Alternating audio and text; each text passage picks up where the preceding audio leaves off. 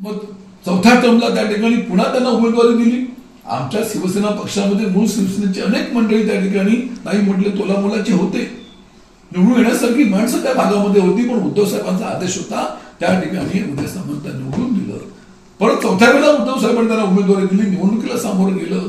त्यांना त्या वेळेला उद्धव साहेबांनी, आपल्याला आठवत असेल की उच्च तंत्र शिक्षणाचं मंत्रीपद दिलं आणि सिंधुदुर्ग जिल्ह्याचं पालकमंत्रीपद दिलं. ते ना होतं तोपर्यंत पुन्हा उद्धव साहेबांच्या पाठीवर खंजीर खुपसून शिंदे गटामध्ये ते गेले.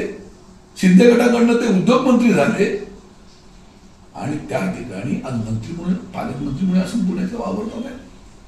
आणि एवढं झाल्यानंतर सुद्धा 2024च्या निवडणुकीमध्ये उदय सामंत, मी सांगतो, भारतीय जनता पक्षाचे कमळावरचे उमेदवार असतील हे तुम्हाला मी नक्की सांगतो. या ठिकाणी हे कोणाचे होऊ शकत नाही.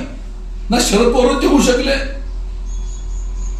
ना ते उद्धव साहेबांचे होऊ शकले, ना होऊ शकणार ते शिंदे साहेबांचे होऊ शकणार आहेत. आज भाजपच्या वरचं निवेदन भाजप म्हणून ते राहतील. परंतु या 2024 सालच्या निवडणुकीमध्ये रत्नागिरी विधानसभा मतदारसंघामध्ये उदय सामंतांना आमची शिवसेना उद्धव बाळासाहेब ठाकरे महाराष्ट्रामध्ये त्यांना पराभूत करतील आम्हाला विश्वास आहे.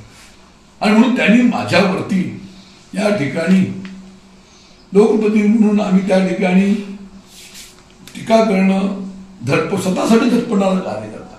आता माझं जनतेला तुमच्या माध्यमातून विचारणं आहे,